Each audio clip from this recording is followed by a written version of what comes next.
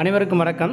August 30 அதாவது இந்த டேட்டில் டிஎன்பிஎஸ்சிக்கு தேவையான முக்கியமான கரண்ட் அஃபேர்ஸ் என்ன அப்படின்றத அந்த வீடியோவில் பார்க்க போகிறோம். ஸோ அதற்கு முன்னாடி டிஎன்பிஎஸ்சி குரூப் 4 2026 அதற்கு படிக்கக்கூடிய மாணவர்கள் யாராக இருந்தீங்கன்னா இலவசமாக நம்ம டெஸ்ட் பேட்ச் போட்டிருக்கோம். ஸோ அதை பற்றிய டீட்டெயில்ஸ் வந்து டிஸ்கிரிப்ஷனில் இருக்குது. ஸோ பார்த்துட்டு அந்த ஷெடியூல்ஸை படித்து பார்த்துட்டு விருப்பம் இருக்கிறவங்க ஜாயின் பண்ணிக்கோங்க. முதல் முக்கியமான நியூஸ் என்னென்னா அப்படின்னா, இந்தியாவில் ஜப்பான் வந்து ஒரு 6 லட்சம் கோடி முதலீடு செய்கிறாங்க. அதாவது ஒரு 13 ஒப்பந்தங்கள் வந்து இந்தியாவுடன் மேற்கொள்கிறாங்க. அதில் முக்கியமாக எக்ஸாம் பாயிண்ட் ஆஃப் வியூ என்ன கேட்பாங்க அப்படின்னா, நிலவை ஆய்வு செய்யும் இந்தியாவின் சந்திரயான் 5 திட்டத்தில் இரு நாடுகளும் இணைந்து பணியாற்ற உடன்பாடு மேற்கொள்ளப்பட்டது. ஸோ கேட்கலாம், அதாவது சந்திரயான் 5 அப்படின்ற ஒரு திட்டம் செயல்படுத்த போகிறாங்க. அது நிலவை ஆய்வு செய்கிறதுக்கு. அது இந்தியா வந்து எந்த நாட்டுடன் ஒப்பந்தம் மேற்கொண்டு அந்த இணைஞ்சு செய்கிறாங்க அப்படின்னா, ஜப்பானுடன் இணைந்து அந்த ஒப்பந்தத்தை மேற்கொள்கிறாங்க. ஸோ இது ஒரு முக்கியமான நியூஸ். அடுத்த நியூஸ் பாருங்கள், மீனவர்களுக்கு கைபேசி செயலி மூலம் புயல் எச்சரிக்கை. இப்போ மீனவர்கள் போய் மீன் பிடிக்க போகிறாங்கன்னா ஏதாவது திடீர்னு புயல்கள் வர்றதுக்கு வாய்ப்பு இருக்கும்.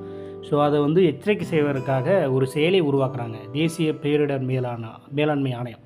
ஸோ அந்த செயலி பேர் தான் சேச்சேட், SACHET என்ற செயலி. அதுக்கு இன்னொரு பேர் இருக்குது, சமுத்ரா அப்படின்ற ஒரு பேரும் இருக்குது. ஸோ அதனால் இது ஒரு முக்கியமான நியூஸு, பார்த்துக்கோங்க.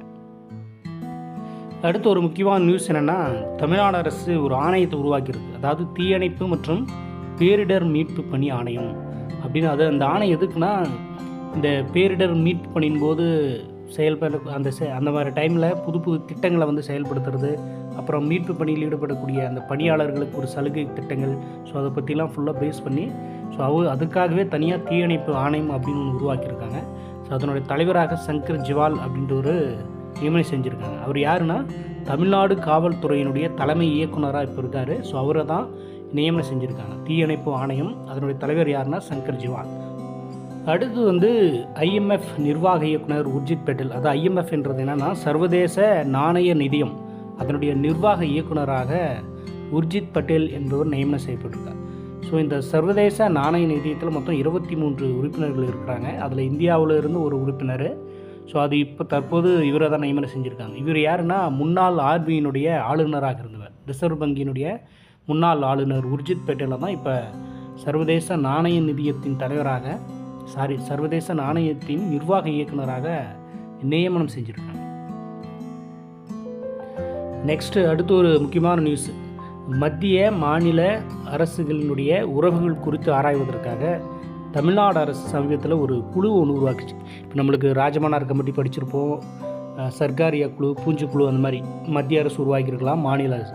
ஸோ அந்த மாதிரி தமிழ்நாடு அரசு சமீபத்தில் ஒரு குழு உருவாக்கியிருக்கு, மத்திய மாநில உறவுகள் குறித்து ஆராய்வதற்காக. ஸோ அந்த குழுவினுடைய தலைவராக யாரை நியமனம் செஞ்சுருக்காங்கன்னா, குரியன் ஜோசப் என்று சொல்லக்கூடிய ஓய்வு பெற்ற உச்சநீதிமன்ற நீதிபதியை நியமனம் செஞ்சுருக்காங்க. கேட்கலாம், சமீபத்தில் மத்திய மாநில அரசுகளின் உறவுகள் குறித்து ஆராய்வதற்காக தமிழ்நாடு அரசு உருவாக்கிய குழுவின் தலைவர் யார் அப்படின்னா, குரியன் ஜோசப். அவர் வந்து ஓய்வு பெற்ற உச்சநீதிமன்ற நீதிபதி. அடுத்து 2 உறுப்பினர்களும் உறுப்பினர்களை நியமனம் செஞ்சுருக்காங்க. அவங்க யாருன்னா, IAS அதிகாரி, அதாவது முன்னாள் ஓய்வு பெற்ற IAS அதிகாரி அசோக் வரதன் செட்டி அப்படின்றவரும், அடுத்தது வந்து நாகநாதன் அப்படின்னு சொல்லக்கூடியவர். அவர் வந்து முன்னாள் திட்டக்குழுவினுடைய துணைத் தலைவராக இருந்தார்.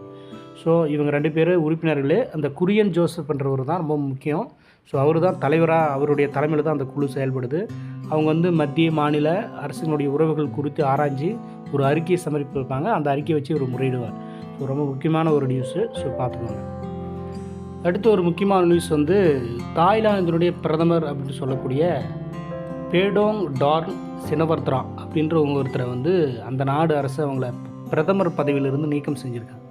ஸோ இந்த மாதிரி பிரதமர், முதலமைச்சர் இந்த மாதிரி பதவி நீக்கம் செஞ்சாங்கன்னா அது ஒரு முக்கியமான நியூஸ். ஸோ அதனால கேட்கலாம். ஸோ இவங்க எதுக்காக அப்படி இந்த பிரதமர் பதவியில் நீக்கலாம் அப்படின்னா, இவங்க ஃபோனில் பேசிகிட்டு இருக்கிற ஒரு உரையாடல் வந்து சமூக வலைதளத்தில் கசிஞ்சிருக்கு.